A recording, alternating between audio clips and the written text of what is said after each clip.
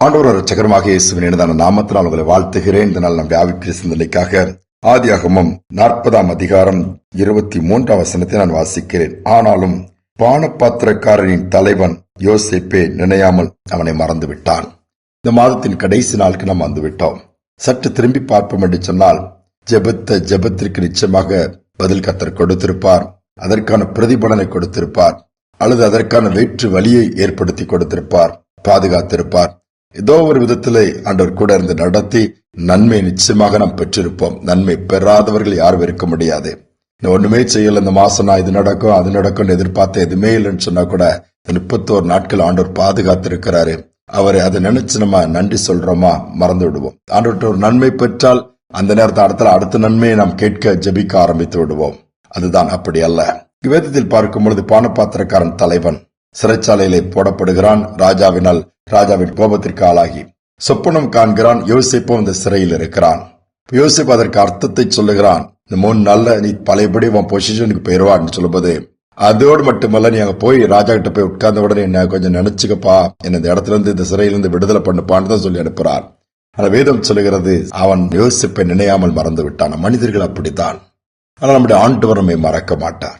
சொன்னதை செய்வார், ஆனால் ஏற்ற காலத்திலே, குறித்த காலத்திலே, குறித்த நேரத்தில் செய்வார். அநேக நேரம் நம்ம அதை அறியாமல் இருக்கிறபடினால் சோர்ந்து போய் விடுகிறோம். தேவன் ஒருபோதும் பொய் சொல்ல மாட்டார், மனம் மாற மாட்டார், சொன்னதை செய்து முடிக்கிற தேவன். அதனாலதான் மறக்காத தேவனை நாம் மறந்து விடாமல் இந்த மாத கடைசியில திரும்பி பார்த்து ஆண்டவருக்கு நன்றி செலுத்துவோம். நிச்சயமாகவே ஒவ்வொரு காரியங்களுக்கும் முடிவில்லாதக்கெல்லாம் முடிவை கொடுப்பார். எத்தனை நாட்கள் ஏன் இந்த பிரச்சனை இப்படியேதான் இருக்குமா? இந்த மாசமாவது ஏதாவது ஒரு வழி திறக்கும், ஏதாவது ஒரு நன்மை உண்டாக, ஒரு நல்ல செய்தி கேட்பேன், ஏதாவது ஒரு அற்புதம் நடக்கும் எதிர்பார்த்து ஒரு நடக்கலையா? சோர்ந்து போக வேண்டாம். நிச்சயமாக தேவன் நமக்கென்று வைத்ததை நீ கொடுப்பார். காலதாமதமோ மற்ற காரியங்களோ சூழ்நிலை விரோதமா இருக்கிறதை பார்த்தால் சோர்ந்து விடுவோம். கர்த்தர் செய்ய நினைத்தது தடைபடாது. ஒரு ஸ்தாபகத்தினுடைய முக்கியமான நபர், அதனுடைய ஸ்தாபகர் சிக்காகிறார். மருத்துவமனையில சேர்க்கிறாங்க. ஒரு பெரிய ஆபரேஷன். அவருக்கு பிளட் தேவைப்படுது. அங்கே பணியாற்றுகிற ஒரு கடைநிலை ஊழியர் பிளட் கொடுக்கிறாரு. இவரும் ஆபரேஷன் சக்சஸ்ஃபுல்லா முடிஞ்சு வீட்டுக்கு வந்துட்டாரு. திருப்பி தன்னுடைய பணியை தொடர்றாரு. அவரும் இருக்கிறார். கொஞ்ச நாள் கழிச்சு கடைநிலை ஊழியர் அந்த வேலையை விட்டுட்டு தனியாக ஆண்டவருடைய அழைப்பை ஏற்று ஊழியம் செய்ய புறப்பட்டு போறார். ஊழியத்தை ஆரம்பிக்கிறார், ஊழியம் செய்கிறார்.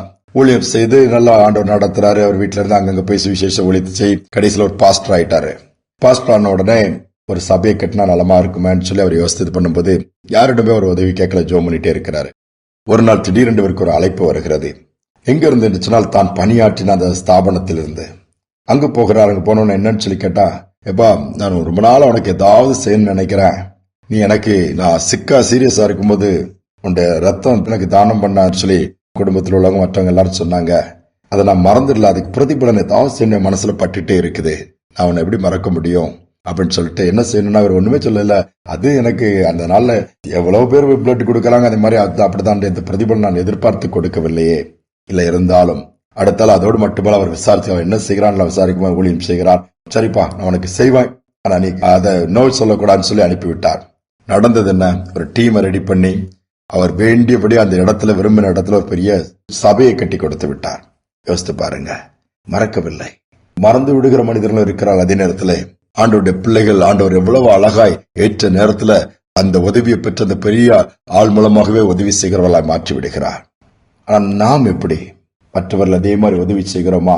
நன்மை செய்தவரிடம் பெற்றுக்கொண்டதற்காக அதை மறக்காம நன்றி உள்ளவர்களா இருக்கிறோமா? அதையும் தாண்டி ஜீவன் சுகம் பலன் கொடுத்து இதுவரை உயிரோடு இந்த மாதம் ஃபுல்லா காத்திருக்கிறார அந்த ஆண்டவரை மறக்காமல், நன்றி ஆண்டவரே இந்த மாதம் முழுவதும் காத்து கடைசி நாளில் கொண்டு வந்திருக்கிறேன்னு சொல்லக்கூடிய அளவுக்கு நம்முடைய இருதயம் இருக்கிறதா? சொல்லுவோம் என்று சொன்னால் நம்மை மறவாத தேவன் மனதார நம்மை தொடர்ந்து ஆசீர்வதிப்பார், சந்தோஷப்படுவார். ஜெபிப்போம். அன்பின் தகப்பனே, இந்த காலை நேரத்துக்கு ஆண்டியோடு துதி. மாதத்தின் கடைசி நாளுக்கு வந்துட்டப்பா. இப்போதான் அந்த மாதம் வந்தது போல இருந்தது, முடியுது. அடுத்த மாதத்துக்குள்ள நாளைக்கு போறோம். ஆனாலும் நீர் மாறாதவராய், மறவாதவராய், துணையாய், நிழலாய், போதுமானவராய், முன் செல்கிறவராய், பின்பாகங்களை பாதுகாக்கிறவராய் இருந்ததற்காக ஸ்தோத்திரம். ஒருவேளை எதிர்பார்த்த காரியங்கள் இந்த மாதத்தில் நடக்கலன்னு சொல்லி துக்கத்தோடு யாராவது இருக்கலாம்ப்பா. அந்த துக்கங்களை மாற்றி நிச்சயமாகவே முடிவு கொடுக்கிற தேவன், நிச்சயமாகவே எல்லாவற்றிலும் துணை நின்று நம்பிக்கை வீணாகாமல் பாதுகாக்கிற தேவன், வாக்கு பண்ணினதை நிறைவேற்றி கொடுக்கிறவர்.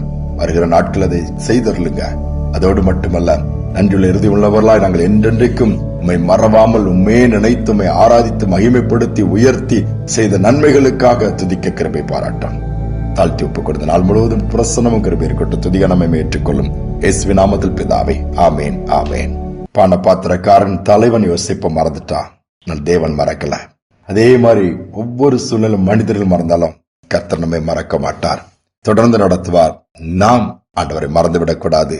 நன்றி செலுத்தி இந்த நாளை தொடருவோம். மீண்டுமாய் நாளை தினம் சந்திப்போம்.